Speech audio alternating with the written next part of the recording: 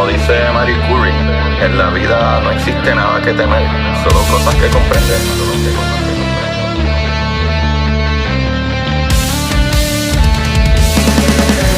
Recuerden, Cory, buscar la manera de aprender que más le divierta.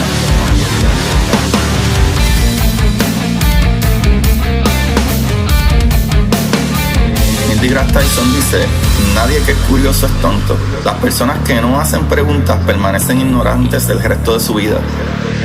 Y para ustedes, esto es curiosidad científica.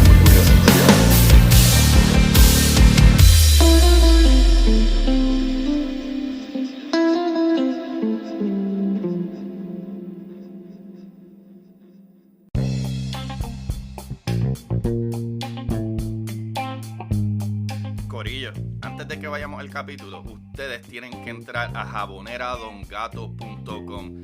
Vayan a Jabonera Don Gato, porque esta gente, Corillo, los jabones de Jabonera Don Gato son hechos a mano con ingredientes naturales y seguros para tu piel. Tú no quieres jabones de esos que huelen mucho pero te dan piquiña. No. Esta gente, pa' colmo, es que no te dan piquiña y, mano, huelen riquísimo. Vaya a jaboneradongato.com /curiosidad científica podcast. Y, mano, en el checkout pueden escribir el código curiosidad científica podcast para 10% de descuento. Dale para allá, dale para que huela bien rico. Buenas, Corillo de Curiosidad Científica, bienvenidos sean todos a otro episodio de Curiosidad. Y con ustedes les habla su host Agustín Valenzuela, trayéndolo de las maravillas del universo. Y una vez más, las maravillas del universo, y yo creo que rompiendo récord de invitación a este podcast, el gran Jorge Vélez Walve, el paleobiólogo y el caballote de aquí. Siempre que viene aquí yo termino con más preguntas que contestaciones. Y eso me gusta, ¿verdad? Eso se supone que es bueno. De eso se trata la física, de buscar las preguntas correctas. Jorge, bienvenido y gracias. Gracias nuevamente, hermano, por decir que sí. Gracias a ti, Agustín, por invitarme de nuevo y por hacer este tipo de charlas, que yo creo que es bien importante para tratar de, ¿verdad?, llevar la ciencia más allá de los libros de texto y los trabajos científicos, para, ¿verdad?, una forma de hacerle llegar a la gente parte de lo que yo hago y que otras personas hacen también. No, está brutal, pues voy a hacer una pequeña anécdota, y es que ya yo llevo más de 4 años haciendo esto sin parar, y yo empecé los primeros 2 años teniendo 7, 20, cuando llegaba a 25 listeners, yo decía, yes, 25 listeners, después de 2 años y pico, ahora son 80,000 y pico de personas, así que yo creo que algo va bien, la gente le interesa la ciencia, y si el artículo de Biology Letters no lo leen 80,000, aquí lo van a escuchar 80,000, so... we're good. Brutal. Sí. So, mano, Jorge, hace poquito tú y tu equipo soltaron un artículo que se publicó en Biology Letters, por lo que estábamos hablando, que era el artículo de los odontocetos, que eran, ¿verdad?, los fósiles de Panamá, que ya mismo vamos a explicar eso. Pero a mí me surgió una pequeña duda que yo creo que yo nunca, las varias veces que hemos hablado, porque siempre nos vamos nerdeando por ahí para abajo y se nos olvida de socializar como seres humanos regulares. Mano, cuéntame tu historia, cómo tú llegaste allá, y lo más impresionante para mí es las colaboraciones que tú tienes en Panamá, en Perú, en Chile, en todos estos lugares, en Puerto Rico. Cuéntame un poco más de ti, mano, vamos a conocerte. Pues bueno, yo estudié, hice mi bachillerato en geología en Puerto Rico, y de ahí me fui en Mayagüez, antes, ahora y siempre. Entonces, de ahí me fui a hacer el doctorado en anatomía en la Universidad de Howard en Washington, D.C. Y me fui a esa universidad en particular porque ahí estaba, hasta hace poco que se retiró, estaba el experto mundial en fósiles de dugongos, ¿verdad?, que son estos parientes de los manatíes. Parece manatí, ajá. Que en Puerto Rico se conocen varias especies que existieron a lo largo de los últimos 32 millones de años. Y para ese entonces, para el momento que yo me iba ya a graduar del colegio de Mayagüez, yo había encontrado varios cráneos y lo había contactado. Entonces ya teníamos la idea era colaborar y publicar los fósiles, porque eran nuevos. Y pues en un momento él me dice, no, pues, ¿qué tal si quieres venir a hacer el doctorado conmigo? Y yo, bueno, ok. Wow. Y me tiré para allá. Entonces, pues allá por la proximidad de Smithsonian, pues fui como también a la misma vez, ¿verdad? Que estudiaba, era como un estudiante investigador en el Smithsonian.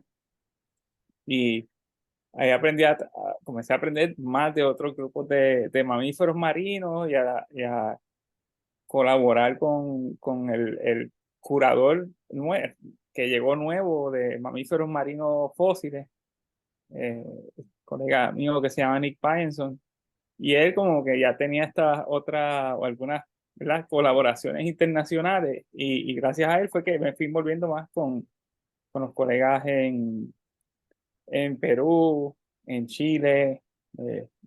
La primera vez que fui a Panamá fue porque un colega de Smithsonian en Panamá lo contactó que había encontrado un delfín fósil en la costa y ya fuimos, ¿verdad? Y ese fue el primer fósil que colectamos de Odontoceto, como tal, de Panamá. Colectamos en el 2011, aunque ya en el 2010 ya yo había estado envuelto en un proyecto describiendo algunos fósiles de mamíferos marinos de Panamá, que eran muy incompletos. Hay una vértebras de dugón, con unas costillas de dugón, con algunas costillas y vértebras de delfines y ballenas. Pero este que colectamos en 2011 era un cráneo con las mandíbulas, una escápula, algunos huesos de la muñeca. Wow, que estaba bastante completo. Era bastante completo. Y era en la costa del Caribe. Y luego de eso, fue en 2011, en 2012, el 2012, ahí fue que también fui por primera vez a Chile y a Perú. A Perú ya había ido, pero de vacaciones años antes. Entonces, esta fue la primera vez yendo a Perú como investigador y a conocer los colegas que trabajan allá y a comenzar a desarrollar estas relaciones de amistad, de colaboración, ¿verdad? Que poco a poco pues, han ido rindiendo frutos a través de los años. Entonces, en 2012 me gradué del doctorado y a final de 2012 y principio de 2013 comencé un postdoc en la Universidad de Florida, en el museo, que tenían un programa, básicamente programa como de rescate paleontológico en Panamá, ya que para ese tiempo estaban expandiendo el canal y durante la expansión habían descubierto, ¿verdad?, un montón de fósiles, exposiciones nuevas de roca, porque es jungla y normalmente todo está cubierto. Y muchos de los que se conoce de la historia geológica de Panamá y la historia paleontológica de Panamá ha sido gracias a las excavaciones y a las expansiones del canal. Sí, o sea, sí. hay varios periodos principales, ¿verdad? Cuando al principio se comenzó a hacer el canal, ¿verdad? Todas esas exploraciones, después otro momento creo que fue en los 60, que se descubrieron los primeros mamíferos terrestres. Y luego hace 10, 20 años atrás, que comenzaron esta última expansión, que se descubrieron un montón de cosas. Entonces, parte de mi trabajo como postdoc era vivir en Panamá e ir al campo con entre 4 a 5 internos a colectar en unas localidades ya establecidas, ¿verdad? Porque cuando yo llegué ya el programa llevaba varios años. Y parte de cuando no estábamos excavando, colectando a la orilla del canal, nos íbamos al Caribe a buscar en esos mismos sitios donde ya yo había ido en 2011, que yo conocía que había mamíferos marinos, o había el potencial de encontrar mamíferos marinos fósiles y otros vertebrados. De Mioceno tal, de hace como 7, 8 millones de años atrás. Oh, wow. Bueno, pero eso es lo brutal. Básicamente se crean los contactos porque ya con quien tú estudiaste y empezaste a bregar, ellos tenían contacto y te empezaron a enviar para allá, o es la universidad que te envía para allá, y obviamente una vez que estás allá, pues ahí están los Sí, contactos.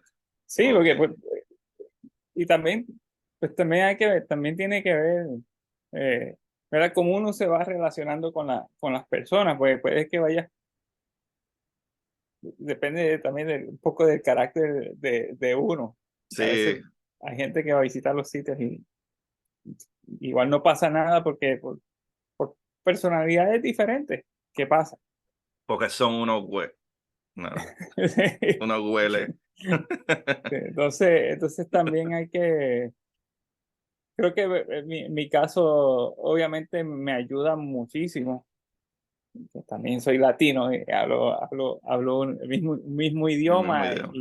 y culturalmente somos más parecidos que si fuera un gringo o un canadiense que va a Latinoamérica a hacer investigación, que sí hay, Ujú. y hay buenas relaciones con algunas personas, pero creo que se me ha facilitado un poco más Sí, desde ese punto también. de vista.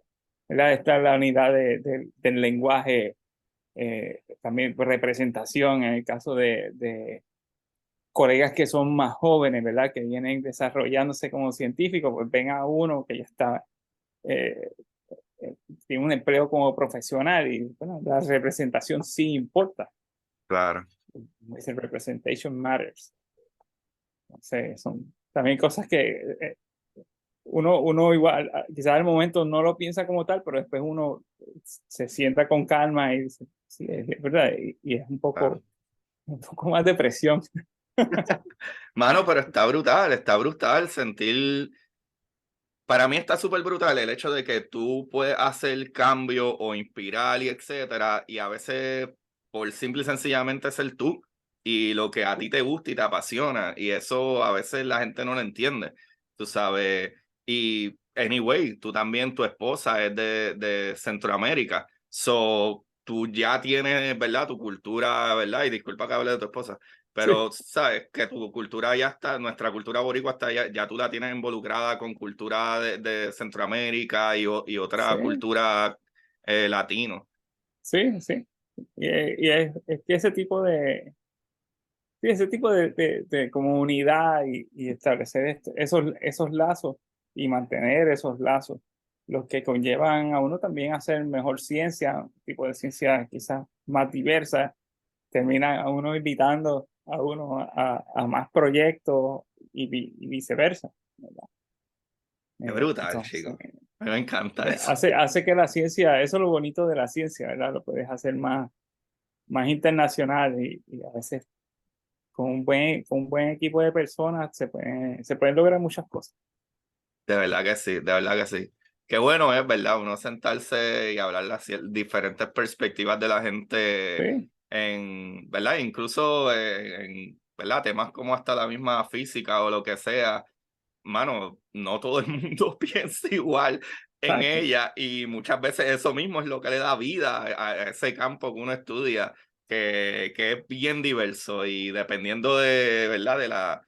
De la cultura, muchas veces dependiendo por ejemplo, yo no creo que todo el mundo que viva en Europa va a entender a lo mejor la evolución de la manera que sucedió, ¿verdad? En países caribeños como nosotros, que tú estás aquí, tú lo has vivido, uno entiende un poco más los cambios Sí, climáticos. el contexto. Ajá, está Sí, brutal.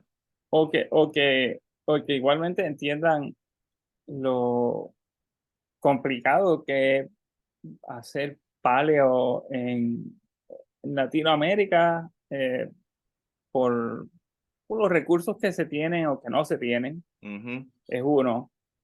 Y dos, es complicado porque especialmente en las zonas más tropicales, la vegetación cubre todo.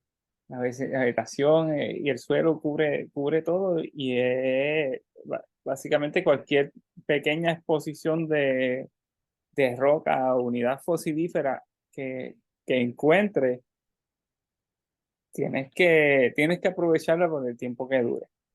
En Puerto Rico hay localidades que eran muy buenas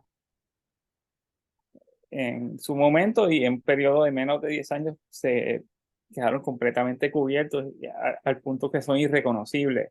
Oh, wow. Entonces, En 10 años. sí, o menos, o menos. Oh, wow. Eh, hay unas localidades hay una localidad que yo, la primera vez que fui en el 2000, y dentro de un periodo de menos de 5 años, ya esa localidad estaba completamente, era un monte, y ya no se Wow, podía era. buscar nada, ya no se podía buscar nada ahí. Wow, qué Y interesante. sacamos un esqueleto de un dugongo, de una especie de dugongo enano en Moca. Eh, todavía Wow. está, todavía está sin describir en uno de esos proyectos ahí que está en Pero la lista de proyectos para ven algún acá, día. ven acá. ¿Cómo tú sabes que es un dudongo enano y no un dudongo bebé? Ah, bueno, eso es los animales cuando son juveniles, los extremos de la vértebra, los extremos de las costillas, los huesos tienden a ser un poco más porosos y los extremos no están completamente fusionados. Porque Mm, usualmente tienes la parte larga del hueso, un cartílago, que es como la zona de crecimiento, y después la articulación, que usualmente es ósea. mm, Entonces, cuando ¿verdad? El cartílago no se preserva, esas partes se tienden a desarticular. O si es un subadulto, por ejemplo, ves las partes que están pegadas, pero todavía ves la línea de sutura por donde estaban unidas en algún momento, pero ya ese cartílago se calcificó, se reabsorbió y está el hueso con hueso, pero todavía está un poco inmaduro y entonces ves la línea. eh, qué brutal. donde estaban divididos. Entonces, sí, pues, hay características que te permiten decidir o tener una idea de lo que llamaríamos la etapa, para decirlo en términos científicos, la etapa ontogenética del animal. La ontogenia es el crecimiento, el envejecimiento. Ujú. Puedes más o menos tener una idea. Entonces, sí, son huesos de un animal adulto, pero es tamaño Chiquito. Ajá. chiquito, enano, por Ajá. decirlo así. Hay un género de dugonco que se llama Nanosiren, el nombre más o menos obvio, nano, Ajá. chiquito, que se conoce de fósiles en Venezuela,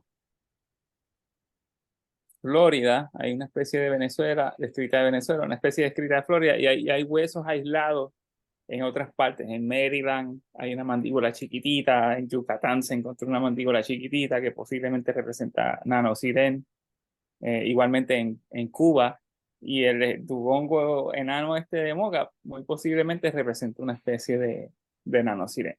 Por lo menos es lo que hemos dicho más o menos, dado pistas en la literatura aquí y allá. Eso está súper chévere también porque a veces ese es el problema, como que uno a veces lee artículos científicos y es difícil ¿verdad? Por el palabreo científico. Y por eso yo creo que es importante lo que hacemos aquí, que, ajá, tú me dices la palabra científica, pero me explicas, bueno, es Sí, que, ¿verdad? Es chiquitito y los dos son exacto. chiquititos, pero Exacto. hay características obvias, esto es lo que significa. Sí, Está sí, para bien. no perdernos en la jerga. Exacto, exacto. Mano, de verdad que me parece súper cool y me encantaría preguntarte cómo se siente ¿verdad? La experiencia porque no sé, para mí, si yo soy investigador y estamos haciendo un research y de momento conseguimos un fósil, que sabemos que ese fósil, de acuerdo al lugar donde está y ¿verdad? La cantidad de capas que tiene sobre él, Ajá. tiene 30 millones de años y más. Hay cosas que son mucho más viejas. ¿Cómo, es más, dos preguntas. ¿Cómo te sentiste la primera vez que estuviste en un sitio y dijiste, mira, ¡fua! Esto que tengo aquí probablemente tiene 30 millones de años?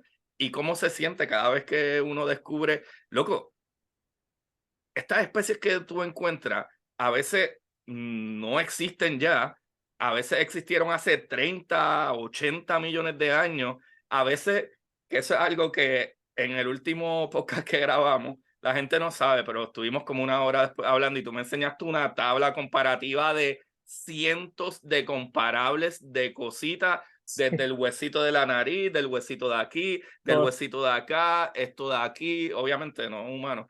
Y tú tenías incluso una cabeza de un delfín que estaba bastante seguro que esto es una nueva especie de un tipo de delfín que no es nuevo porque es que existió y está muerto, ajá. pero una especie que nunca habíamos encontrado.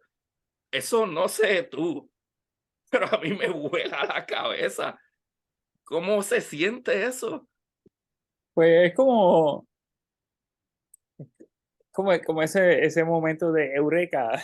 Encontré, eh, Pero tú te das cuenta eh, de lo que tú estás haciendo, tú te das cuenta que tú estás trabajando y de momento, mira, puede ser que esto que yo tengo en mis manos es una especie que no habíamos puesto en la lista de especies, que probablemente tienes el chance de sí, tú inventarte el nombre y que le pongan Delfinus huarvese, porque Huarbe lo encontró. O sea, tú estás consciente de eso, porque la gente, si no, se sienta, no, tú estás consciente de lo que tú estás haciendo. sí, bueno, a veces sí, ¿verdad? Y a veces, pues, toma gran parte del proceso, es conocer bien la literatura científica. Porque si no conoces bien la literatura científica, pues cada cosa que encuentres te va a parecer algo nuevo pues, y no siempre es así. Eh, Claro.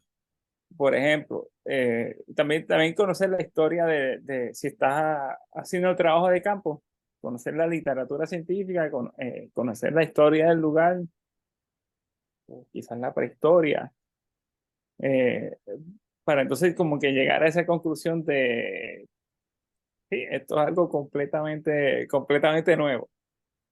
Eh, y sí, sí me ha pasado en ambos contextos, me ha pasado en el campo y me ha pasado en las colecciones, ¿verdad? Que voy abriendo aquí en el museo, ¿verdad? Cuando comencé a trabajar, parte de las primeras cosas que empecé a hacer fue abrir las gavetas, ¿verdad? Ay, Y Bertón. tenía mi sheet list, eh, mi lista de especímenes interesantes, que no siempre sabía si eran nuevos o no, ¿verdad? Porque todo tiene que pasar, hay que escrutinizarlo bien. Ujú. Algunas veces sí sabía que era nuevo, como unos delfines que describí, bueno, dos especies que describí de delfines, uno en 2017 y uno hace como 3 semanas atrás, de delfines viejos, de hace como 30 millones de años atrás, del estado de Washington. Oh, wow. Previo a estos dos fósiles que describí, nada más se habían descrito otras dos especies de odontocetos, ¿verdad? Parientes de los delfines de esa zona. Ya yo me los conocía, había dos descritos y obviamente los dos que yo encontré aquí en la colección no se parecen en nada. O sea, y conociendo la literatura de Ujú. la región y especialmente para ese periodo de tiempo que se llama, ese periodo de tiempo geológico que se llama el Oligoceno, que es como entre 33 y 23, 24 millones de años, mi periodo geológico favorito, Ajá. de hecho. Eh, Conociendo la literatura de ese tiempo para la región y en general, pues casi automáticamente digo, no, estos son nuevos. Muy, la probabilidad de que estos animales representen especies nuevas para la ciencia son muy altas. Y me tomó cierto tiempo describirlo. Comencé con esos fósiles, comencé a trabajar con el 2014, 2015, saqué uno en 2017 y otro 2023. Pero pues sacarlo un proceso fue muy satisfactorio porque finalmente Imagínate. pude darlos a conocer al mundo. Otras veces ha sido, ¿verdad? En el campo, como en 2006, que estaba con mi colega del Colegio Mayagüez, el doctor Hernán Santos. Estábamos en una localidad en San Sebastián, habíamos estado viendo el esqueleto de un dugong que encontraron unos estudiantes que estaban haciendo un estudio de una clase y nos fuimos caminando río arriba en la misma localidad y Hernán encontró el cráneo de un gavial. Y yo, esto es nuevo, Así, a lo automáticamente, loco. así, sí, ahí en las rocas, y que si no lo hubiéramos encontrado ese día, se lo iba a llevar el río. Oh, wow. Entonces, rápido lo excavamos, lo colectamos y esto hay que enviárselo al experto de gaviales. ¿Verdad? Y esa ha sido otra forma también de ir estableciendo este tipo de relaciones a largo tiempo, ¿verdad? Bueno, yo no trabajo con este tipo de fósiles, pero puedo buscar quién lo hace. Y yo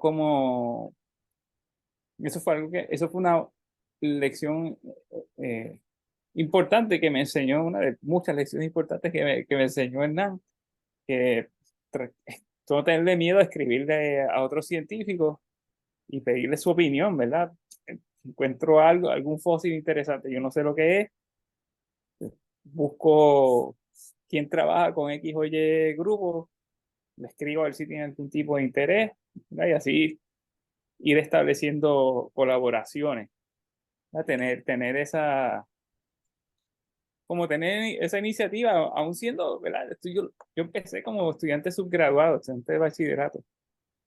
Entonces, no tener miedo, por decirlo de cierta Sí, sí. forma. Ajá. Y pues el gavial automáticamente sabía que era algo nuevo. Cuando encontré el tercer cráneo de dugongo que encontré en Puerto Rico, también sabía que era nuevo.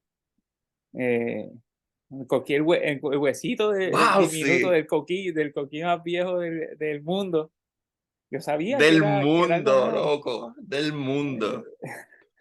Entonces sabía que era algo nuevo, automáticamente yo lo vi. Tomó tiempo, me tomó años en encontrar a alguien que me dijera, sí, yo creo que se puede estudiar y se puede hacer algo con ese fósil.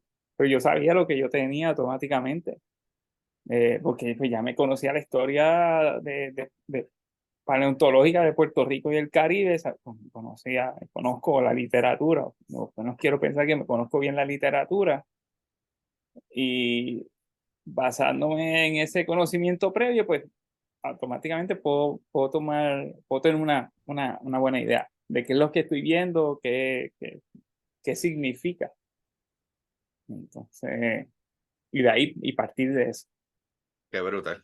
Eso está brutal porque los que te están conociendo hoy por primera vez, que lo dudo, pero el primer episodio que nosotros grabamos fue maybe hace unos 2 o 3 años y hablamos de eso, porque cuando yo vi tu artículo y lo leí, a mí me voló la cabeza de que hubiera una especie, ¿verdad? Que hubo una especie de coquí de Puerto Rico de millones de años atrás que ya no existe. Y No, loco, uno como puertorriqueño, bueno, es que ese episodio está brutal, tienen que escucharlo también, porque sí, hablamos tiene que escucharla. de piedra en Puerto Rico, que hay piedras que tienen sobre 80 millones de años o más. Sí, Ahí, bueno, ese episodio está bien demente también. Es que siempre nos vamos por el rabbit hole y terminamos hablando mil cosas más. Pero es que era importante, es importante que la gente te sí. conozca, Jorge, porque es que lo que estás haciendo está brutal. Así que con esa pequeña introducción, que ya estoy volando en canto hace rato, mano, vamos a hablar del artículo, ¿verdad? Que salió con los colegas, y no sé si quieres nombrar a los colegas, a tu grupo con que estuviste trabajando en Panamá, Sí, y descubrieron unos fósiles, ¿verdad? En Panamá, ¿verdad? En el área del Mar Caribe, y, ¿verdad? Es titulado de los fósiles de los odontocetos. Pero antes de hablar de los odontocetos, vamos a hablar de qué son tetrápodos, porque sí, básicamente tu expertise es bastante más basado en los tetrápodos. sí, pues generalmente los trabajos que yo hago, ¿verdad? Casi nunca, dije casi, ¿verdad?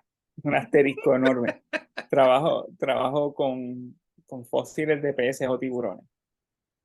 Aunque mi primera investigación como estudiante en el colegio en Mayagüez fue un trabajo sobre los tiburones y mantarrayas de Puerto Rico, que casualmente, nunca ha salido publicado, pero la parte de mantarrayas la estoy trabajando con unos colegas de Cuba, una revisión de los fósiles de mantarrayas del Caribe. Entonces quizás ese, final, ese proyecto que comencé o que hice en parte como subgrado hace 20 años atrás, quizás finalmente vea la luz, la luz al final del túnel. Lo queremos leer. Sí, definitivamente. Entonces, pues, se me perdió el hilo de lo que estaba hablando. Y vamos a hablar de qué son los de los tetrápodos tetrápodos y ya. de lo que tú estudias Yo realmente también así, como paleobiólogo. voy para toda la gente. Casi nunca he trabajado, ¿verdad? Con tiburones y peces, aunque de nuevo, el asterisco. Hace el año pasado, junto con uno de mis colegas con los que trabajé, que he trabajado en varios proyectos en Panamá, que se llama Carlos de Gracia, que es estudiante doctoral. Actualmente describimos varias especies de marlins fósiles de Panamá y cambiamos algunos nombres científicos de algunas especies de otros sitios. Era todo un estudio bien bonito, bien detallado. Tardó muchas rondas de revisión, pero porque era un estudio grande.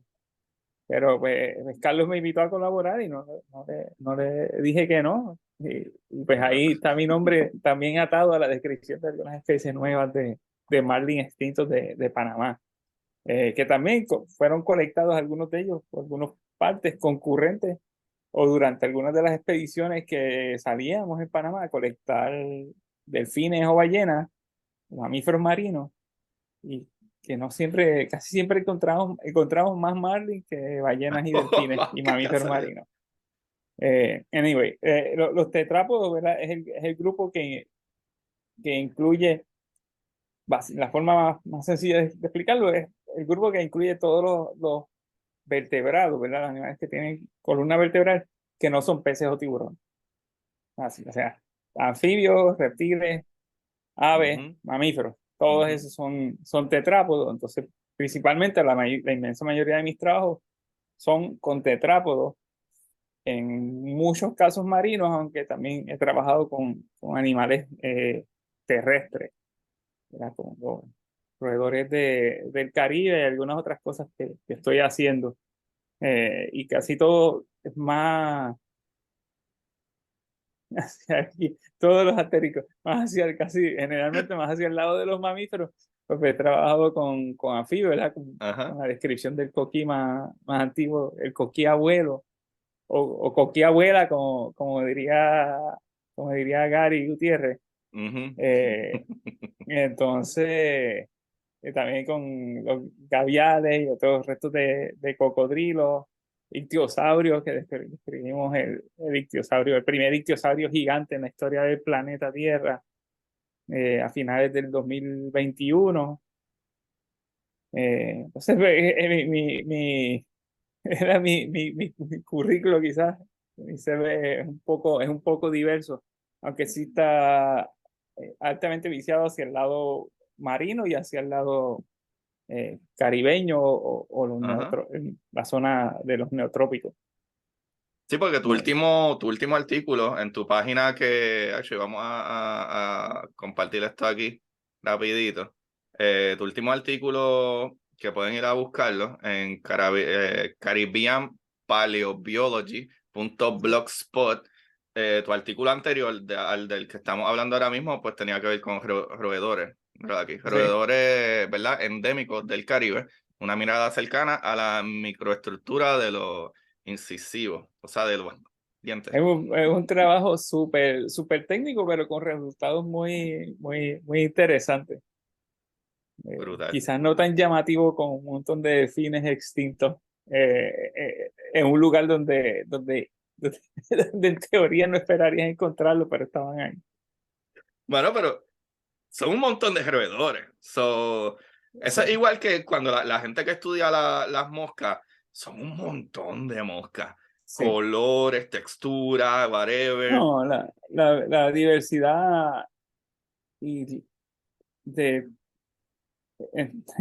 cuando te vas al mundo de los invertebrados y de los insectos, nada que ver. Hay personas que se dedican toda una carrera a estudiar un grupo particular de moscas.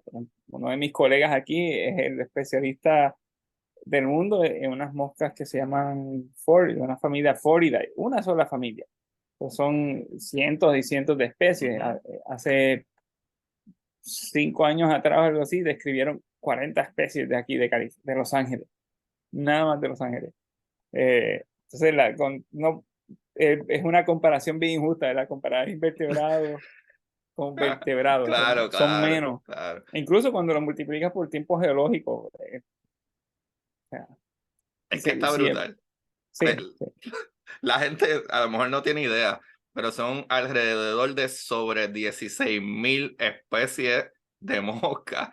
Y Sí, especies, dentro de cada especie hay cientos de diversidades de esa especie de mosca. Son un sí, montón, sí, incluyendo el chocolate que tú te comes. Las abejas son demasiado grandes para entrar dentro de la flor, ¿verdad? ¿Verdad? Y polinizar el cacao. Y ajá. quien lo hace es una mosca chiquitita. Y son moscas porque tienen más que 2 alitas. Por eso se considera mosca. Pero anyway, sigamos con, sigamos con odontocetos. Sí, ves el trabajo, último trabajo que salió, bueno, el de los odontocetos de Panamá, fue una idea que yo comencé a conceptualizar luego de haber, eh, ¿verdad? Luego que estuve en Panamá, ¿verdad? Durante casi un año trabajando y colectando fósiles y viendo en detalle el registro fósil de odontocetos de esta formación en la parte caribeña de Panamá.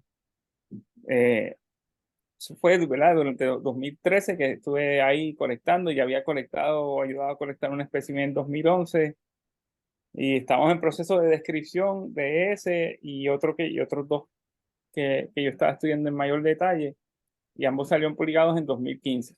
Uno fue un pariente de un delfín de río, Lisminia panamensis, y bueno, pariente del delfín rosado, pariente marino del delfín rosado del Amazonas. Y el otro fue Nanocogia isthmia, que es un cachalote pigmeo, los parientes enanos de Moby Dick, por decirlo, por decirlo de otra forma. Aquí Pero tengo es la interín, imagen. ¿verdad? Ujú. Entre yo, eh, algunos de mis colegas en el trabajo, Carlos de Gracia, que es panameño, entonces ahí ves también la conexión Ujú. de excelente científico.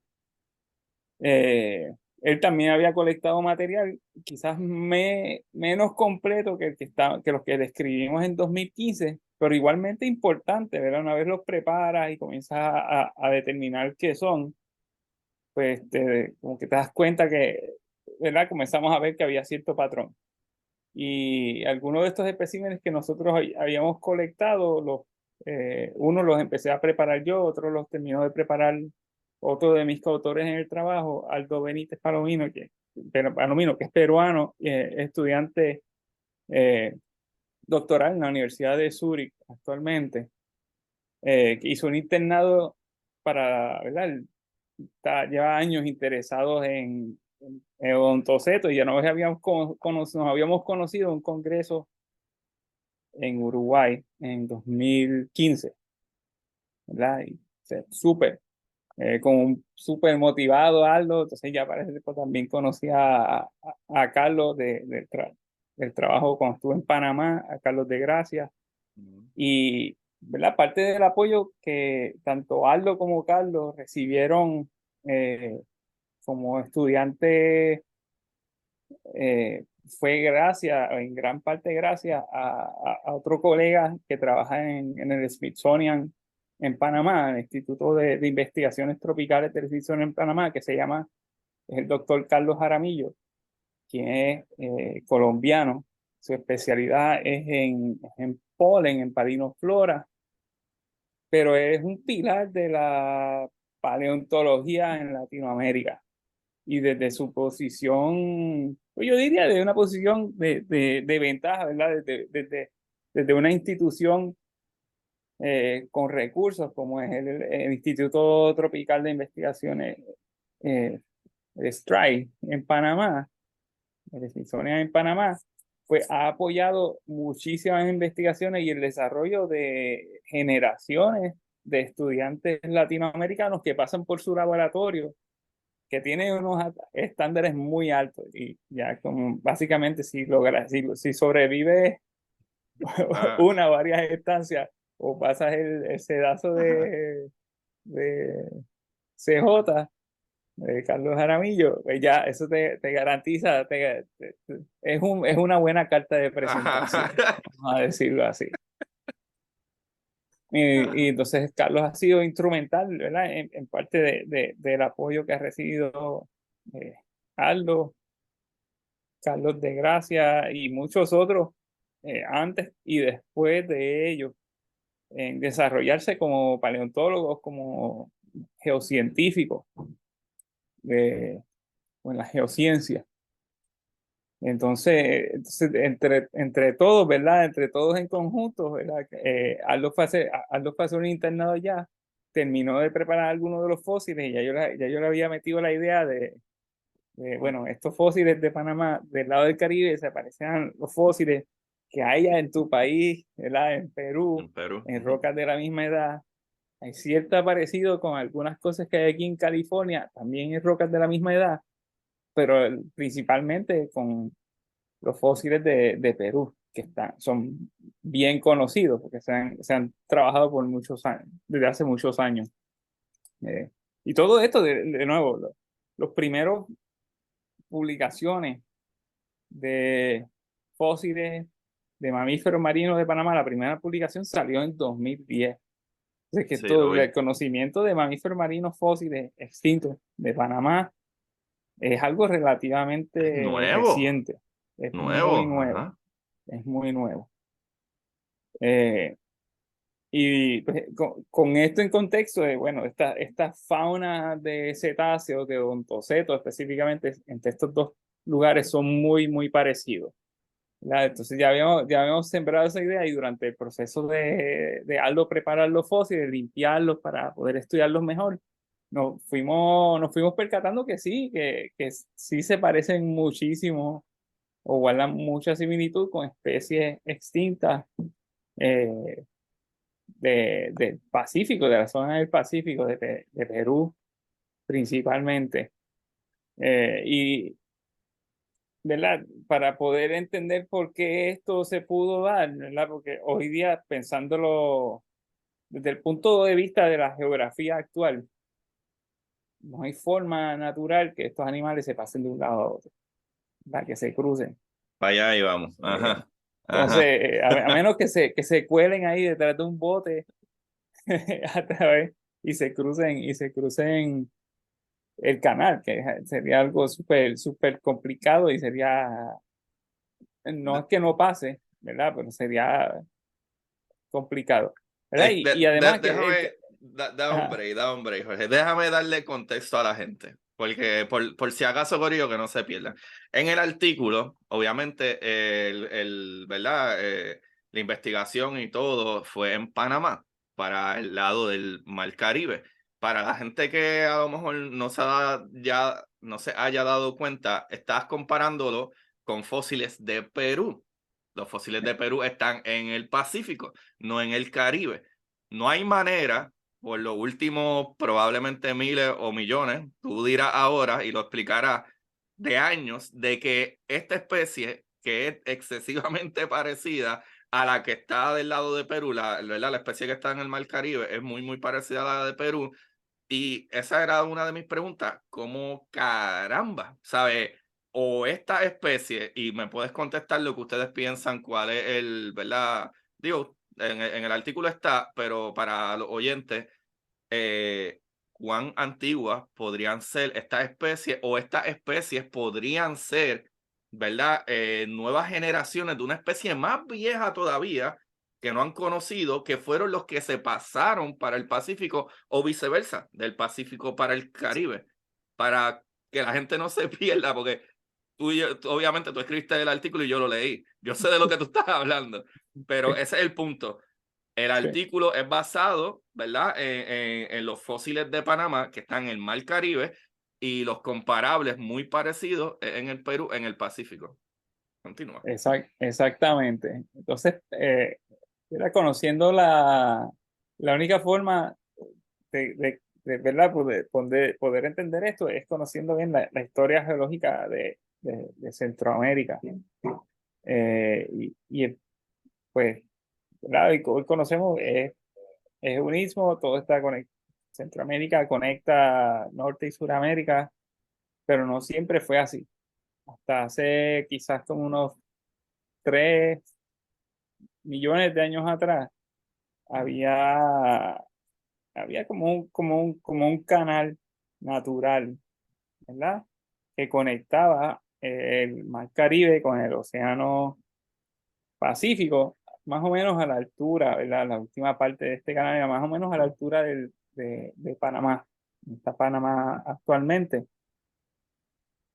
Pues hay animales, ¿verdad? Que se dispersaban libremente, se intercambiaban las aguas, se intercambiaban las temperaturas y las condiciones marinas eran muy diferentes previo al complete cierre de este paso marino centroamericano, o en inglés Central American Seaway. Y existió lo normal era que estaban conectados el Pacífico con el Caribe, ¿verdad? Y poco a poco, a medida era, gracias a los procesos tectónicos debidos, poco a poco se fue cerrando ese paso marino hasta completar el cierre hace como 3,5 millones de años atrás, más o menos. Pero previo a esto era una vía libre. Y los fósiles que encontramos en Panamá y Perú son de aproximadamente como 7, entre 8 y 5 o 6 millones de años. O sea que Oh, wow. son previos al cierre del paso marino centroamericano. Entonces sí tenían esa, ¿verdad? Esa disponibilidad de cruzarse de un lado a otro. Y es algo que se ha visto en otras faunas fósiles, como en los tiburones, el grupo que incluye los marlins. También ¿verdad? Estudiando el registro fósil, vemos alguna evidencia de esto, ¿verdad? De esta conexión, al igual que con fósiles de invertebrados marinos. Y de hecho, mucho previo a eso, pues, esta conexión era muchísimo más amplia, ¿verdad?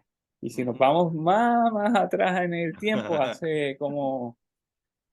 vamos a 70 millones de años atrás, eh, lo que había más o menos en el espacio donde ubicamos hoy día Centroamérica, ese espacio había una cadena de islas que hoy forman. Era básicamente el extremo este de la placa del Caribe mientras estaba pasando, ¿verdad? Entre Norte y Suramérica. Y ese frente, esa cadena, ese arco de islas, que en algún momento quizás funcionaron como puentes para animales cruzarse, ¿verdad? Esporádicamente o aleatoriamente entre Norte y Suramérica. Ese arco de islas es parte de Puerto Rico, Cuba, la Española, Jamaica.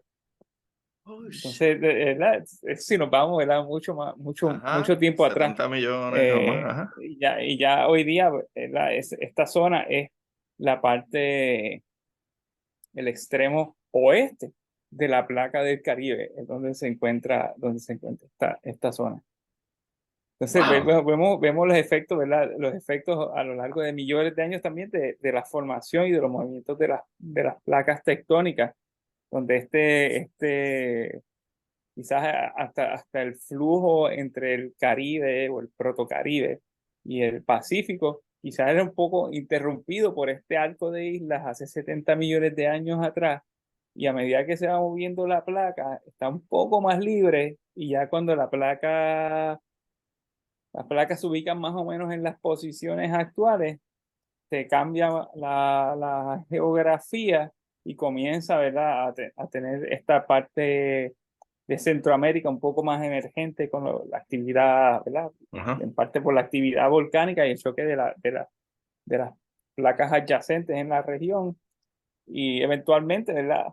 Poco a poco, gradualmente, se cierra ese paso marino centroamericano. Sí. Eh, una de las cosas que hablamos en el paper es que las especies del Caribe panameño y las especies del Pacífico peruano se parecen, pero no son idénticas. So, Y hubo algún tipo de posiblemente, evolución, entonces.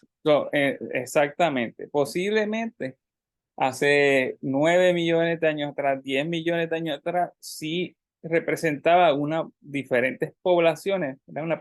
De cada especie, que era la misma, ¿verdad? Entre el Pacífico peruano y el Caribe panameño, pero a medida que ese paso marino centroamericano se va cerrando, se va haciendo más somero, se crea un tipo de barrera natural. Y esta barrera natural corta el flujo genético entre esta población, que era toda una misma población de las mismas especies.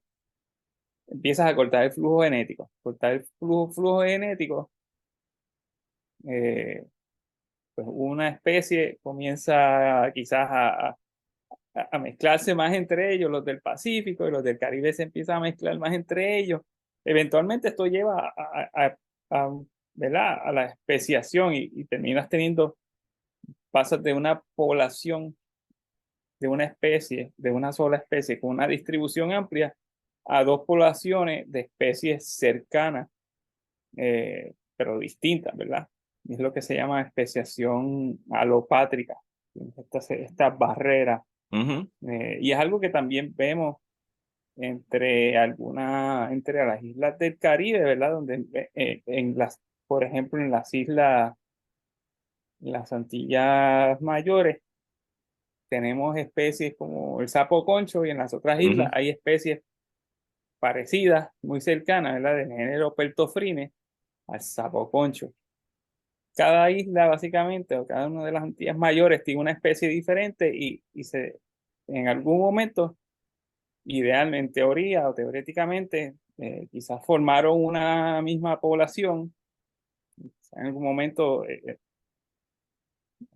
hipotéticamente, vamos a decir, hace 30 millones de años atrás, Ajá. algunas de estas islas estaban amalgamadas en una isla más grande y luego al comenzar a separarse, pues comienzan a diferenciarse. Especiales. En Puerto Rico tienes el sapo concho, en la española tiene otras especies de peltofrines, en Cuba tiene otras especies, y así mismo pasa en los océanos, ¿verdad? En tierra, cuando son animales terrestres, los divides por cadenas de montañas bien altas o cuerpos de agua Ujú. impasables o difíciles de pasar, y en el océano le, le- le tienes tierra, ¿verdad? Ajá, Hay qué duro. surgimiento Ajá. de tierra firme ¿verdad? Puede causar extinción en algunos casos o especiación. Y posiblemente algo muy parecido fue lo que ocurrió con la foca monje del Caribe y la foca monje hawaiana, que son especies hermanas. Y posiblemente lo que representa esto era una especie que tenía una distribución muy amplia y ese flujo genético también se corta por el cierre del paso marino centroamericano. O sea que no tenemos fósiles de estas focas monjes. Es algo, si me preguntas qué sería mi sueño, sí, sería encontrar fósiles de foca monje o el ancestro de la foca monje caribeña en Puerto Rico o Wow. Panamá. Sería Sí, también, sigue siendo sería, el lado del Caribe. no sería algo descabellado. Déjame preguntarte, porque me surgió la pregunta de, ¿podemos ver algún tipo de diferencia entre, ¿verdad? El Salvador, digo, Panamá, ¿verdad? Que está para el lado del Caribe y está más al Centroamérica. Perú está un poco más abajo, las temperaturas tienden a ser un poco más frías. Usualmente, ¿verdad? El verano, o digo, el invierno En Panamá a lo mejor no es tan fuerte como en Perú. ¿Vemos alguna distinción? Digo, esto es una pregunta que podría o no contestarme, porque depende de los fósiles que uno tiene y la cantidad de fósil que uno tiene para poder compararla. Pues mira, de casualidad, esta especie en Perú tienen una aleta más grande, o son más chiquitas, o eran más gordas para aguantar más frío, o, ¿verdad? O la estructura muscular dice que a lo mejor aguantaban más peso, no sé, como que han descubierto, nuevamente, esto puede ser una pregunta que es difícil de contestar o no la tiene, pero tú sabes como que usualmente la evolución depende mucho de las temperaturas, del área, de incluso hasta el color Sí. de la gente que vive más en el norte tiende a ser más blanca, más, ¿sabes? Es algo evolutivo. ¿Se ven rastros de algo diferente en algún tema así? Posiblemente se vea algo así, no conozco tan bien el registro de organismos o de otras especies de organismos que ocurran en ambos, bueno, en ambas zonas, a ese nivel de detalle. Sí sé que hay muchísima evidencia de especies hermanas de equinodermos, bivalvos, otros invertebrados y incluso vertebrados marinos que tienes en el lado Pacífico de Panamá y toda esa zona, quizás hasta el norte de Perú, que es la parte que es un poco más tropical, eh, y el Caribe. Entonces, tenemos los fósiles de ontocetos que describimos son como un punto, uno de muchos puntos que demuestran los efectos de especiación causados por el cierre de este paso marino centroamericano. Lo otro que también es que las condiciones de ambos, del Océano Pacífico y del Mar Caribe cambiaron, particularmente el Caribe se hizo en general, una vez corta ese intercambio de agua, el Caribe se hace un poco más cálido, más salado también. Entonces ahí coincide, coincide también el cierre del paso marino centroamericano, coincide también con la extinción de los ducongos en el Atlántico y el Caribe. Y posiblemente tenga que ver algo con la extinción de los dugongos y la invasión de los manatíes desde los cuerpos que ya existían en cuerpos de agua fresca en Sudamérica hacia el océano. Y de ahí sale el manatí caribeño, por ejemplo. El mar Eso era lo caribeño que, y el africano. sí, eso era lo que iba a preguntar. Cuando hablaste de los dudongos, rápido pensé como que, ajá, ellos están extintos y hay un montón de ellos cerca de Chile, ¿verdad? Si no me equivoco, en uno de tus artículos, no, mentira, yo creo que fue No, cuando hablamos, creo que fue cuando ah, hablamos. Ya, ahora no estoy seguro, pichén, pero creo que la última vez que hablamos, no estabas en Perú, creo que estuviste en Chile y por alguna razón en Chile hay una gran variedad ¿verdad? De fósiles, si no me equivoco. marino. Ajá, Ahí, bueno, ajá, en, marino, en, claro. Ujú. en el norte de Chile, en la región de Caldera, si mal no recuerdo, es la región donde se origina Condorito, para los que Para los son amantes del suficientemente cómic, viejos para conocer para a los amantes Condorito. del cómic. Sí, en esa escena, esa zona, de adentro de la zona del desierto del Atacama, hay depósitos marinos muy parecidos a los que hay en Perú, mismo periodo de tiempo, muchos de los mismos animales. Y ahí lo que consiguieron, ahí lo que descubrieron mis colegas fue como un cementerio de ballenas. De ballena, sí, Entonces los cachalotes. Ujú. que representan posiblemente un varamiento en masa que pasó hace como 9 millones de años atrás, causado por marea roja. un toxic algal, harmful algal bloom. Sí, que eso pasa Ah, aquí ¿verdad? Aquí donde yo vivo, el Golfo de sí, México, sí, sí. todos los años. Y incluso hay un episodio. Toda esa escorrentía ahí llena de nutrientes. Ahora mismo está pasando acá en California. Hay un episodio de Harmful Algal Blooms que está afectando un montón los delfines, los lobos marinos, otros Ujú. pinípedos. Especies Pero esto, grandes se están sí, muriendo. sí. Digo, en parte por la falta de oxígeno del agua, por el calor tan fuerte, se terminan asfixiando y crea más Y porque bacterias. se envenenan por las algas, Ujú, se ujú. intoxican. Y es algo que pasa actualmente, quizás en algunas ocasiones exacerbado por malas prácticas de manejo de agua de escorrentía o malas prácticas o quizás prácticas no ideales de agricultura que terminan con un montón de nutrientes extra llegando al océano que no Ujú. deberían estar ahí. Y otras formas más naturales, pero es algo que de manera natural lleva ocurriendo en el planeta por más de al menos como 9 o 10 millones de años, basándonos en nuestra interpretación de los fósiles y de los sedimentos y lo que vimos en este sitio en en el norte de Chile. Eso es lo que hay ahí. Es bien surreal ir a este sitio y ver todos estos fósiles de ballenas, Ujú. eh, todos varados ahí. Al menos en algunas partes, en algunas unidades, al menos hasta como 30 diferentes ballenas. Oh, wow. Algunas de como ballenas enteras, como de 24 pies de largo,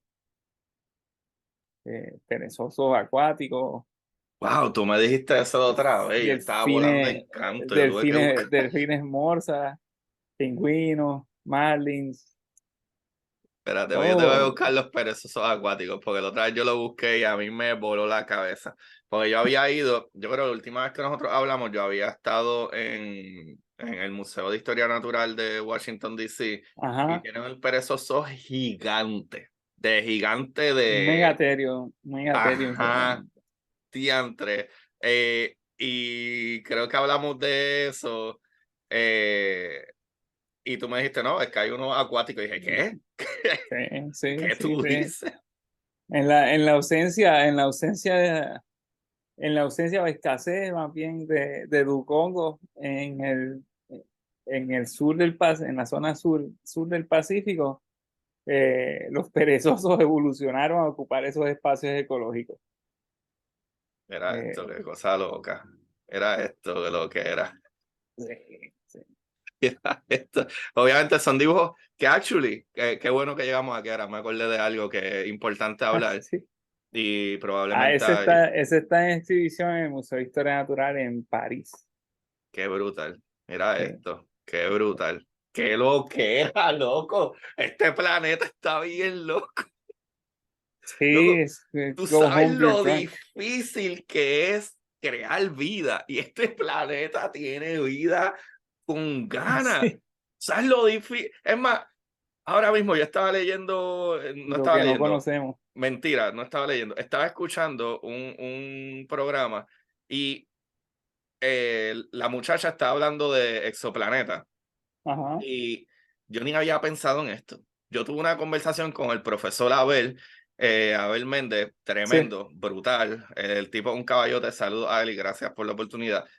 Mano, y él explica lo difícil que es tener vida, pero yo ni siquiera había pensado en la parte de física, de cómo funciona la radiación y cómo funciona la atmósfera. Y estoy escuchando este programa, eso fue hoy o ayer, no me acuerdo ahora mismo, es que escucho tanta mierda. Este, pero, mano, algo que yo ni había pensado es que todo el tiempo que uno habla de vida en un planeta, habla de la distancia, ¿verdad? El Goldilocks zone, como que la distancia perfecta del Sol, que no sea muy frío, no sea muy caliente, que tenga una atmósfera, que la atmósfera sea densa, que haya agua en el planeta, porque la vida como la conocemos tiene que ajá. haber agua líquida, porque si tienes vapor igual es un problema. Para tener vida fuera del agua, como tú, yo y todos los animales y especies que caminan en tierra, que no viven dentro del mar, tiene que haber agua líquida, pero tiene que haber temperatura para que esa agua se vuelva vapor y llueva, porque necesitamos lluvia en la tierra. O sea, no son solamente esos detalles, es que hay varios tipos de estrellas, muchos tipos de estrellas, desde enanas rojas, hay estrellas más pequeñas todavía, nuestra estrella, que es un tipo G, estrellas mucho más grandes, estrellas gigantes, gigantes azules, hay un montón de ellas. Pero yo no había ni pensado, no había ni pensado en que, espérate, nosotros como quiera tenemos todas estas cosas, sin contar que la luna nos mantiene en una posición estable para no irnos a lo loco por ahí. Todo es específico en este planeta. No solo eso, es que en nuestra atmósfera nosotros tenemos una capa que nos cubre de los rayos ultravioleta. Si en nuestra atmósfera no hubieran, ¿verdad? Una atmósfera que tuviera un poco, ¿verdad? De moléculas de agua o moléculas que para los que no saben, ¿verdad? El oxígeno son dos moléculas ¿verdad? Dos átomos de oxígeno, el oxígeno. Pero si tú mezclas 3 átomos de oxígeno, tenemos ozono. Y si no tuviéramos esa capa de ozono, que otro químico que se tiene que mezclar, los rayos ultravioleta nos asesinarían. Nosotros cogemos 2 a 5% de rayos ultravioleta y te da cáncer. ¿Sabes? Tú sabes lo difícil que es. Imagínate si en tu atmósfera no estuvieran estas moléculas, no se generaran, no llegan, ¿sabes? Y mira todas las especies ridículas, mano, cuando tú ves este tipo de especies, este tipo de evolución, mano, es que la naturaleza, Todos los experimentos biológicos, como me gusta decirles a mí, todos los experimentos biológicos fallidos que han habido, o fallidos desde nuestro punto de vista, ¿verdad? Porque no están presentes ni tienen descendientes hoy día, que han existido a lo largo de los millones y millones de años de vida en el planeta, los que conocemos y los que nos faltan por conocer, ¿verdad? Porque aquí donde estoy sentado, y nada más en la colección, sé que hay mínimo una docena, quizás algo más o menos por ahí de especies que son nuevas para la ciencia y todavía están sin describir, eh, nada más de odontocetos. Entonces, pues multiplica eso por todo el tiempo geológico que ha existido. Y, pues para mí el perezoso terrestre y el delfín morsa, que es otra cosa que existía hace 5 o 6 millones de años atrás en los que hoy día Chile y Perú, son este tipo de experimentos biológicos que fueron muy exitosos durante un periodo de tiempo relativamente corto y que hoy día no dejaron descendientes directos, pero por lo menos se preservaron sus huesos para poder nosotros estudiarlos, interpretarlos ¿verdad? Y decirle, go home evolution, you're drunk. ajá. Yo no sé si esto es una foto de un delfín morsa, pero no parece, pero no sé. Sí, Maybe, yeah, sí, pasa por ahí. es algo así. Busca Odobenocetops. Pero mira, aquí hay, Mira, ese otro al otro lado. Ese es una de las mejores. wow, pues tiene hasta un parecido en esto aquí, como si fuera los mismos dodongos también, la boca. Sí, eran como de hocico grande, pero tenían 2 colmillos. Es como si Loquera. agarraras un narval y le doblaras el colmillo Ajá, hacia atrás.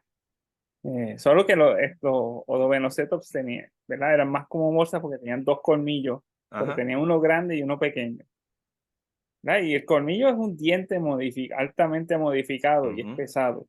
Entonces, cuando miras la primera vértebra del cuello, ujú.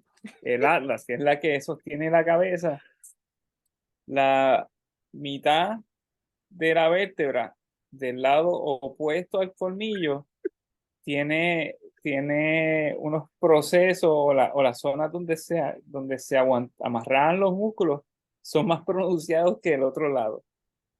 y seguramente, ¿verdad? Compensando el peso, ¿verdad? Del colmillo que tenía en el lado opuesto. Bueno, es que todo, hasta nosotros tenemos, los dientes de nosotros son específicamente diseñados para cortar y después masticar, ¿sabes? Es que, Sí, wow, es que está bien loco. La naturaleza está bien loca, de verdad que sí. sí, yo creo que, ¿verdad? Una de las cosas que para mí, ¿verdad? Y quizás estoy desde mi punto de vista viciado como persona que describe especies extintas, quizás como un taxónomo de especies extintas, algo que hace falta más, es quizás promocionar más la precisión por las especies que tenemos en el planeta y que existan más personas dedicadas a estudios o a documentar la diversidad que tenemos ahora y la diversidad que tenemos en el pasado. Porque hay, te digo, como paleontólogo hay muchísimo trabajo por hacer. El problema es que no hay muchísimo trabajo ¿verdad? Para emplear personas que hagan ese tipo de trabajo, lo cual yo creo que es algo muy lamentable. Déjame Eh, preguntarte. Porque pues hay grupos que... Ajá. No, no, perdón, sí, termina, disculpa, pensé que había acabado. No, nada, es que pues hay grupos de los cuales quizás en un momento fueron estudiados y ahora están rezagados porque no hay expertos que los estudien. Animales y plantas actuales. Y ahí quizás cierto nivel de escasez de taxónomos, que es algo que no debería ser, ¿verdad? Desde mi punto de vista, debería ser, ¿no? Las instituciones deberían apoyar más este tipo de trabajo porque entre granito y granito de arena, entre especie y otra especie, estamos documentando la historia de la vida en el planeta desde el Ajá. pasado, millones de años ¿verdad? Hasta ahora. Eh, y hay que, en muchos casos, pues hay que apurarnos antes que se extingan especies que están sin describir. Oye, que algo que tú dices que pienso que es súper importante es que eso funciona exactamente como la historia en el mundo. Si repetimos nuestra historia, o puedo decirlo al revés, si conocemos nuestra historia, hay historia que no queremos repetir, pero también si conocemos la historia del pasado de esta especie, podríamos entender cómo era la vida en algún momento, cómo ha evolucionado esa vida, hacia dónde nos dirigimos y si lo que apunta, lo cual entendemos bastante que estamos bastante jodidos con el calentamiento, pero podemos a lo mejor entender cosas que en algún momento fueron importantes para la existencia de ciertas especies que podemos a lo mejor concentrarnos hoy en día en tratar de volver a esos puntos, aunque no podamos arreglarlo todo de cantazo. Y por ejemplo, eso mismo, ¿verdad? Como los dodongos que se extinguieron, una vez se fue poniendo un poco más cálido el agua, ya probablemente ellos no podían sobrevivir en ese tipo de temperatura y fue una evolución a los manatí, pero no el dodongo, tú sabes. Exacto, sí. En el caso de los dugongos, pues se extinguieron localmente, ¿verdad? Porque existen todavía en la zona del Indo-Pacífico. Se extinguen localmente en el Caribe y en las Américas. Pero ya están, los manatí ya habían llegado acá hace millones de años atrás, solo que estaban, yo pienso, mi hipótesis es que estaban quizás rezagados a los cuerpos de agua fresca en Sudamérica, en la región del Amazonas, y una vez se extinguen los dugongos, queda como que queda ese espacio ecológico. Los manatíes pues se aprovechan. Dice, "Ah, espérate, ya está desocupado ese terreno, lo vamos a invadir". Eh, Porque si hay algo que se ve mucho en la historia de la vida en el planeta, en muchos casos, no todos, ¿verdad? Pero es como si tienes una película, una película vieja y haces un remake, ¿verdad? El plot es lo mismo, solo que pues reemplaza a los actores por unos actores nuevos, más jóvenes o más contemporáneos, pero la trama sigue siendo la misma, ¿verdad? En este caso tenía estos animales, estos mamíferos marinos, herbívoros que se comían los pastos marinos que eran los dugongos. Out con los dugongos. Ah, mira, aquí vienen los manatí, mamíferos, marinos, herbívoros que se comen los pastos marinos. O sea, ecológicamente son roles muy parecidos. Durante la era de los dinosaurios no habían delfines y ballenas, pero tenías reptiles marinos que ocupaban esos espacios ecológicos. Tenía ictiosaurios gigantes, macropredadores, quizás había algunos que hasta, algunas especies de reptiles marinos que hasta filtraban alimentos, como hacen las ballenas hoy día. Se extinguen todos estos reptiles marinos de la era de los dinosaurios, los ictiosaurios, los plesiosaurios, pliosaurios, y en un periodo o sea, se extinguen, pasan quizás como 16, 15 millones de años atrás, ¡pum! Empiezan las ballenas. Espérate, hay un montón de comida ahí en el océano. No hay nadie, hay bien pocos animales comiéndose, vamos para allá. Entonces, pero ecológicamente son cosas bien parecidas. Tienes estos depredadores grandes con forma, en algunos casos con forma de cuerpo, ¿verdad? Convergente, que son muy parecidas porque son quizás formas de cuerpo o características que son óptimas para lo que están haciendo. Sí, exacto. En el sur del Pacífico nunca ha habido morsas. Bueno, este delfín se adaptó, evolucionó características muy parecidas a la morsa, muy probablemente para alimentarse como hacen las morsas ¿verdad? En un caso de convergencia, ¿verdad? Cosas completamente que no están relacionadas, pero que evolucionan de unas formas muy similares para obtener alimentos de cierta forma específica o ciertos tipos de alimentos, tener ciertos tipos de ecología. Entonces, ¿verdad? Son cosas como muy parecidas, pero con, ¿verdad? Misma película, un remake, pero con actores diferentes, quizás. ¿Tú sabes a lo que me lleva a eso? Qué bueno que me dijiste eso, porque eso me lleva a básicamente lo primero que estábamos hablando, de el poder conocer, entender cómo funcionaban las otras especies, Sí. al mismo tiempo se crea, ¿verdad? De acuerdo a lo que entonces ahora acabas de decir, el balance de la vida en el planeta. Y antes habían unos animales que se encargaban de estas plantas, o en el caso de, ¿verdad? De los manatí, pues los dodongos se extinguen, pues estas plantas puede ser que se esparzan de una manera que puede terminar siendo problema para otras especies, pues tú necesitas un animal que tenga el trabajo que tenía el animal anterior para crear eso, porque incluso eso lo vemos mucho en qué sé yo, con los lobos o con los cerdos o con los whatever, si no tienen depredador, pueden dañar otra, ¿verdad? O extinguir otra especie, y por eso es bien importante entender la importancia, ¿verdad? Valga la redundancia, de, creo yo, conocer la historia de, bueno, si esta especie se chavó, se extinguió, ¿por qué razón se extinguió? Ah, qué suerte que 70,000 años después llegó esta otra especie, porque si no, tal fauna, flora o lo que sea, pudiera acabar jodiendo más especies, que a lo mejor es la que, como hablamos ahorita, las moscas, no hubiera chocolate riquísimo si extinguimos esa mosca. No pudiéramos beber chocolate. Eso.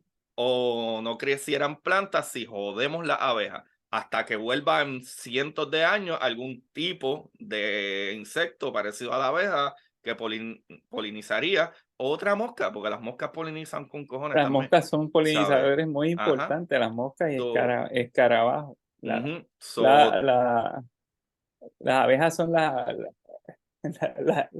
stars, los que representan los procesos de polinización, pero hay un montón de otros organismos, ¿verdad? Si no me equivoco, el 70 o 70 y algo de por ciento, pueden buscarlo, pero estoy bien seguro que sobre el 70% de las plantas o ¿verdad? Especies que las abejas polinizan, el 70% de las moscas lo hacen, para que tengan una idea. So, obviamente, 25% es un gran por ciento, pero por lo menos el 70% moscas lo polinizan.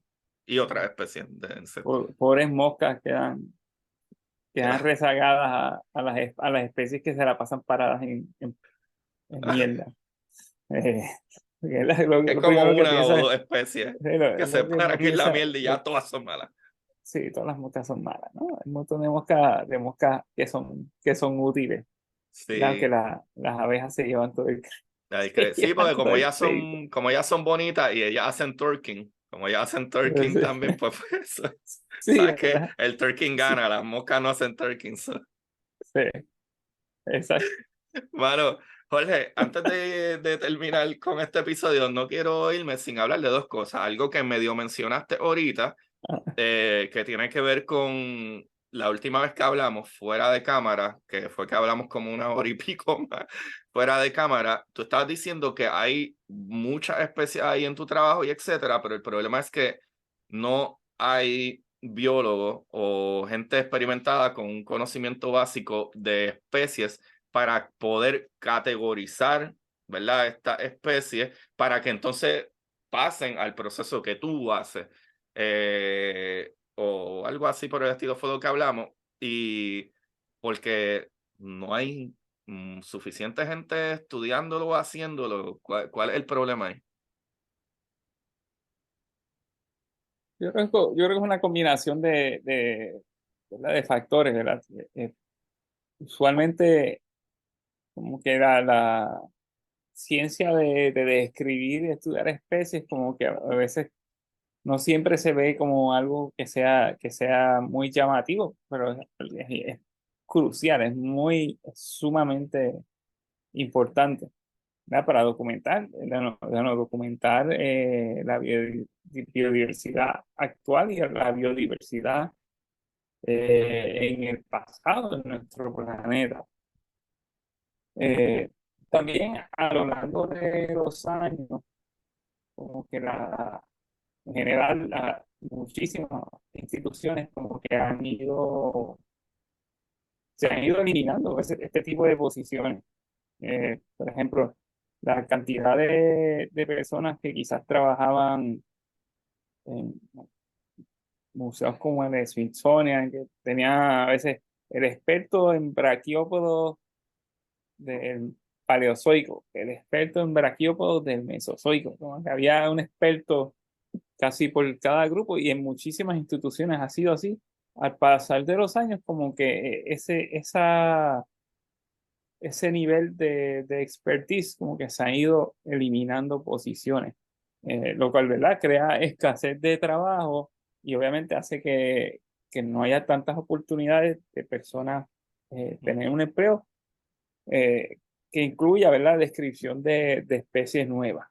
En ocasiones creo que eso a veces parte de la razón por la cual quizás hay cierta escasez de taxónomos y es muy, muy lamentable, ¿verdad? Eh, no es que la gente deje de intentarlo, obviamente. Yo creo que todos deberíamos, dentro de lo que podemos, meter presión Ujú, ¿verdad? Para que esto se mejore, ujú. o por lo menos que no se pierdan tantas plazas, porque es algo bien importante. Y no sé, para mí la taxonomía es cool porque es parte del proceso científico, eh, viene desde un punto de vista, ¿verdad? De la curiosidad de cada persona, de tratar de entender qué especies está, qué especie estás viendo, si Ujú. descubriste algo nuevo o no.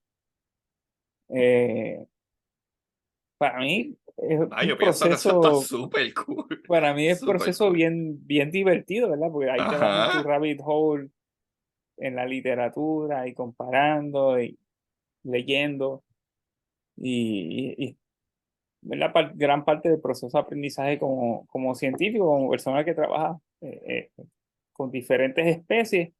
Y no solo, ¿verdad? La taxonomía es una parte de lo que yo hago, como paleontólogo, sino que también pues trato de combinar todo esto con qué tipo de historia, qué otro tipo de datos puedo obtener del fósil, cómo puedo tratar de entender otros aspectos más abarcadores de la ecología, Ujú. de la distribución geográfica de ciertos grupos, estudiando los fósiles, ¿verdad? Más allá de, de andar solamente describiendo especies nuevas. Que quizás eso fue parte del problema, porque muchos, a lo largo de muchos años, y si buscas en la literatura científica, hay muchos trabajos que son muy escuetos desde el punto de vista de otro tipo de detalles que pudieron haber obtenido del fósil. Y es como, se describe una especie nueva, es así, ya. Mm, Y a veces, muy eh, básico. ¿verdad? Ajá, como que se dedicaban mucho a describir especie nueva, especie nueva, especie nueva, sin adentrarse en otros aspectos que quizás podías obtener, otro tipo de información que podías obtener analizando el fósil un poco más o tratando de verlo desde un punto de vista más amplio. Ajá. Eh, Al menos esa parte yo siento que ha mejorado, ¿verdad? Ahora y que también tratamos de utilizar todos los tipos de datos que podamos obtener de los huesos, si son especies actuales, combinar morfología con ADN, con Ujú. distribución geográfica, con la batimetría, qué profundidad, si es en el océano, qué profundidad se Ajá. encuentra, todo ese tipo de aspectos hace que los trabajos sean más interesantes. Y eso, la mejor forma muchas veces de lograr eso es teniendo este tipo de relaciones colaborativas con muchos colegas, o con, ¿verdad? Que te ayudan a tener otras perspectivas, quizás tú no conozcas parte de la literatura que esos otros colegas Ajá. sí la conocen mejor y te aportan al enriquecimiento de tu trabajo como científico. Claro, claro, claro. Mano, pues es que a mí me parece bastante impresionante, porque de la última vez que hablamos era eso, como que no había suficientes personas haciendo esa parte del trabajo de poder identificar y catalogar antes de pasar al proceso de comparación y todo eso. Y, mano, compense, porque es que, no sé, para mí la investigación es otra cosa. O sea, la investigación y analizar y comparar y tener especies que tú podrías tener en tus manos. Una especie que de momento es una especie que no se había encontrado nunca. Yo pienso que eso está bastante demente. Eh, pero, con eso dicho, quería cerrar con la pregunta de si hay algo que el público en general o, ¿verdad?, podemos nosotros hacer, porque sé que es un poco difícil para que ¿verdad? Ciertas publicadoras, ¿verdad? O publicaciones acepten los artículos o etcétera, y tiene que ver mucho con poder encontrar cuerpos enteros o forma entera, y exigen cosas como hasta dibujos de eso, y pueden costar un dibujito Sí. para que la gente tenga una idea de lo que tú demostraste aquí, que les voy a enseñar para que tengan una idea por si se les olvidó lo que estamos hablando. Este dibujito que hay aquí abajo, esto que ven aquí abajo, Corillo, para los que lo están Ese no viendo. fue Sí, el que costó, ese no sé cuánto costó, el que sí, costó no, unos ese $12. es el problema, es que esto cuesta mucho Pero toma dinero. mucho tiempo, ¿sí? Y Ujú. tiempo de los artistas y trabajar junto con los artistas.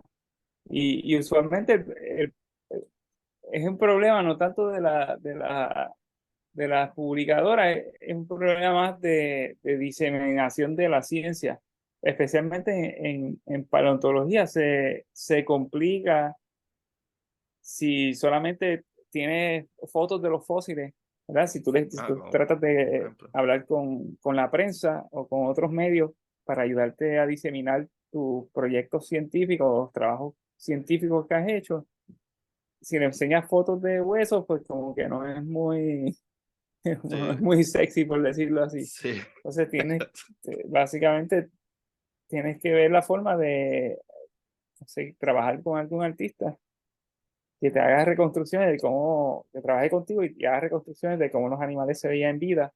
Y quizás eso acapara, pues sí, acapara más la atención del público en general y facilita la diseminación de la ciencia y que las personas crean un poco más de interés en la ciencia, pero pues uno también tiene que pagarle ¿verdad?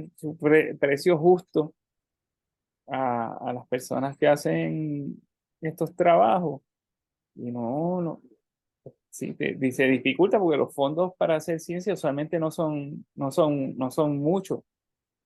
Están un poco limitados y tenemos que ver un balance de, ok, este trabajo tendrá suficientemente impacto como para tratar de comisionar una reconstrucción del animal en vida para que facilite la diseminación del mismo y que el público aprenda más sobre algo de la ciencia, de parte de la ciencia que hacemos o no.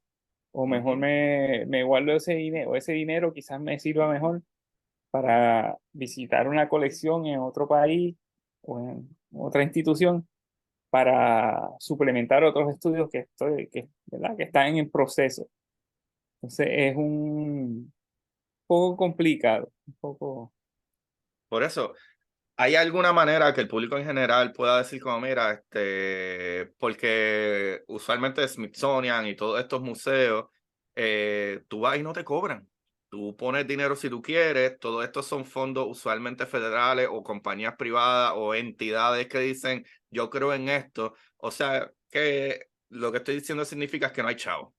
Yo, exacto, exacto. yo he tenido muchos episodios, he tenido entrevistas que incluso con Mónica Feliu hablé una vez con Débora Martorell y siempre les digo lo mismo. El problema con la ciencia es que los Sí, fondos, cuando son muy pocos y nos los demasiado. estamos peleando entre muchos. Exacto. Y a veces tú tienes una muy, muy buena idea o tienes una idea que ya está funcionando, como por ejemplo, el mejor ejemplo que puedo darle es el Observatorio de Arecibo.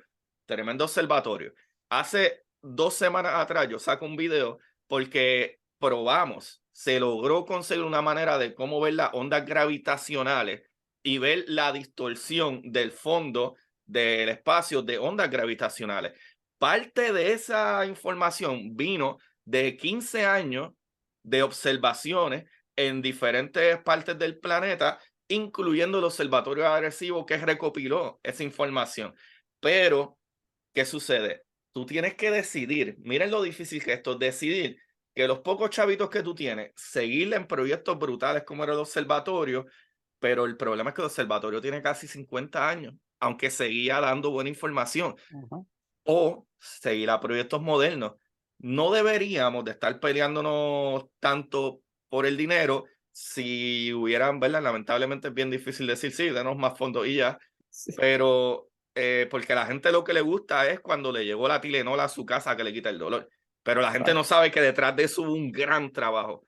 La gente le gusta saber de que los huesos funcionan de esta manera o que en 1850 Joseph Lister descubrió que, mira, vamos a usar antisépticos porque la gente se está muriendo. ¿Sabes? Todo eso, cuando operaban a la gente, va para darse cuenta y crear algo tan sencillo como un microscopio, que hoy en día un microscopio lo tienen nenes de 5 años, les regalan microscopio de regalo para que vean las hojitas y whatever. Eso fue bien importante hace menos de 200 años atrás. Y todo eso es por la investigación y la investigación toma tiempo, dinero, esfuerzo y el dinero no es suficiente. Con todo eso que he dicho, Jorge, ¿hay alguna manera que la gente pueda aportar, donar, enviar fondos o algo para estas instituciones o específicamente la institución que tú trabajas o verdad, los trabajos que tú llevas haciendo, que como esto mismo, que hasta un dibujo puede costar Sí, sobre $2,000, $4,000 a un solo dibujo para poder llevar la ciencia a que alguien diga, pues está bien, me importa. después de todo ese trabajo extenso que ustedes llevan haciendo por años y años y años, estudiando, comparando, creando tablas maravillosas, que tú me enseñaste la otra vez, unas tablas de comparaciones, que eso tiene que haber llevado años con ganas, pero años con ganas, para tú poder tener esa base de datos. Es súper difícil que después de todo ese trabajo, porque alguien no pueda hacerse el mental picture de cómo se ve algo, todo ese trabajo se va por la borda. Sí, o es ignorado, la gente no entiende el mensaje o la ciencia que estamos tratando de comunicar, ¿verdad? Y sí, pues, hay muchas cosas que las personas pueden hacer, ¿verdad? Desde elegir mejores servidores públicos que apoyen la proliferación de fondos para la ciencia, ¿verdad? Sí, para, especialmente en Puerto Rico, sí, sí, para que Puerto Rico, en gran parte, para que Puerto Rico eche para adelante, debería invertirle muchísimo a la ciencia y tecnología. Y en lugar de estar quitando fondos de instituciones, ¿verdad?, que promueven la enseñanza de ciencia y tecnología. Y también yo creo que eso en parte evitaría fugas de cerebro, evitaría un montón de problemas que afectan a la isla, y igual en muchos otros sitios, ¿verdad? Porque muchas instituciones científicas que dependen de fondos públicos están a merced de los líderes que estén en el momento, ¿verdad? Así También que hay muchos de formas ellos de no hacer entienden donaciones nada a... de la ciencia.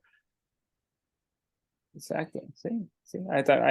También existen formas de hacer donaciones a diferentes instituciones que existen y que se están desarrollando actualmente, con un grupo dedicado de empresarios y otros colegas en Puerto Rico. Estamos tratando de establecer o comenzando a establecer un museo de historia natural en Aguadilla. Entonces, ya, en algún momento verán que hay una página y habrá opciones para que las personas hagan donaciones, ¿verdad? Para promover la ciencia, eh, y este tipo de ciencia en Puerto Rico, y el desarrollo de colecciones científicas y programas científicos conjunto con universidades y lugares donde la gente pueda visitar y físicamente ver algunos fósiles, ejemplares en exhibición, que no, sí, que es algo que no, pues no existe en Puerto Rico, ¿verdad?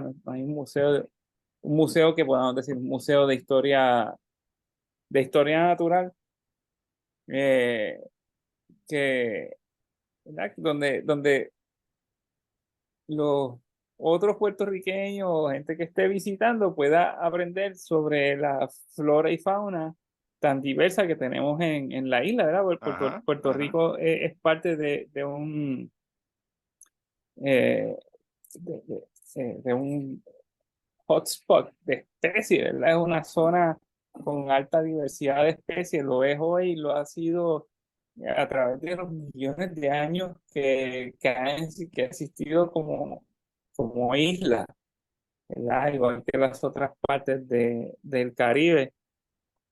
Sin un lugar donde aprender de eso, pues, ¿qué te queda? Lo que hay en los libros de texto en las escuelas, que usualmente son cosas que no son de Puerto Rico, ¿verdad? Entonces, te hablan museo de historia natural y piensas en los animales eh, Piensan en que dinosaurio todo el tenían mundo. ¿ah? Todo el mundo piensa en dinosaurio. Piensan en dinosaurios, piensan que en Puerto Rico no hay nada, pero hay una cantidad increíble de especies endémicas que existen y que han existido a lo largo de la historia de la isla. O si no, o piensan que en Puerto Rico no hay nada y piensan, no, en África hay otros, no, en Caribe, Puerto Rico y el Caribe hay una diversidad interesantísima. Quizás no exista el tipo de megafauna que existe, obviamente, en los continentes, porque estamos en islas. Entonces, Es bien pequeño. o sea, la megafauna de Puerto Rico eran los roedores gigantes, perezosos terrestres que había, y los reptiles más grandes que hay, y las aves. Esa es la megafauna. Eso es lo que tenemos, pero es por el contexto geográfico, en contexto de isla aislada, ¿verdad? De los continentes, lejos de los continentes, es lo que tenemos. Y no porque sean más pequeños, no porque no tengamos elefantes endémicos, no quiere decir que nuestra biodiversidad no sea interesante. Oye, pero también esa es la fauna terrestre, porque marina, nosotros somos la meca, papá, la meca, Sí, que no se te equivoque. sí, no, marino es otra cosa, otra cosa. Mano, Jorge, como siempre, sí, yo siempre la paso también. Yo no sé tú, no me importa porque yo la paso brutal. Y Ay, porque igual, odio igual, hacerle esa pregunta a la gente, piensa esa pregunta bien pendeja, ¿la pasaste bien? La gente no va a decir que no, si la pasó mal. Yo la paso bien, eso es lo que me importa. No, fue muy divertido hablar contigo, Bueno, como siempre, siempre. siempre. Siempre, de verdad que sí. Qué bueno que la pregunta que más me importaba la contestaste, de que, ajá, hace unos 3.500 años atrás había un pasadizo que podíamos pasar del Caribe al Pacífico y hace alrededor de 7.000 años, ¿cómo es 7 millones? 3,5 millones. Millones, Millones, papá, millones, millones. millones. Hace 3,5 millones había un pasadizo y hace más de 7 millones ya estos muchachitos están por ahí cocoteando. Así que eso es bien importante entenderlo. Ves que todo tiene contestación. La ciencia es tan bella, ¿verdad? Siempre hay contestación. Siempre. Seguro. Siempre, y si no aparece ahora, aparecerá en algún momento en el futuro. No hay que desesperarse. Siempre hay una explicación para todo y siempre hay que hacer esas explicaciones basándose, ¿verdad?, en los datos que se tengan al Nada, momento. claro que sí. Claro que sí. Mucha gente a veces dice, wow, que la ciencia se equivoca. No, la ciencia no se equivoca ni miente. La ciencia da la opinión de acuerdo a la información que hay en el momento. Cuando se trae nueva opinión, pues nosotros somos tan humildes suficientes para decir, Exacto. hay nueva información, ahora esto es lo que se entiende. Eso es lo importante, la honestidad, papá. Sí. Ups, nos equivocamos, pero ahora sabemos más. Sí, Ya. sí. La próxima vez no te corto el pie, sabía que te lo podía coser. Anyway, esto se fue como dark de momento. Sí, no. Jorge, ¿dónde te podemos conseguir? ¿Dónde podemos conseguir tu página? Pueden leer sobre algunos de los artículos que publico en Caribbean Parabiology Blogspot. También me pueden conseguir en Twitter o Facebook, ¿verdad? Por mi nombre de pila. Y pueden buscar mi nombre y pueden también encontrar la información ¿verdad?, de mi institución, el Museo de Historia Natural del Condado de Los Ángeles. Y aquí a la orden siempre. Nice, nice. Coño, yo tengo que darme la vuelta. Me lo has dicho como 10,000 veces y voy a llegar un día de sorpresa y te voy a tocar y tú estás de vacaciones ahí en Panamá. Es para mala suerte. Coño, Sí, sí, hay que coordinarlo bien, hay que sí, coordinarlo sí, bien. sí, sí. Corillo. Para todo, es que bello. Es que hablar de ciencia es tan bonito. Ver, aquí están mis preguntas.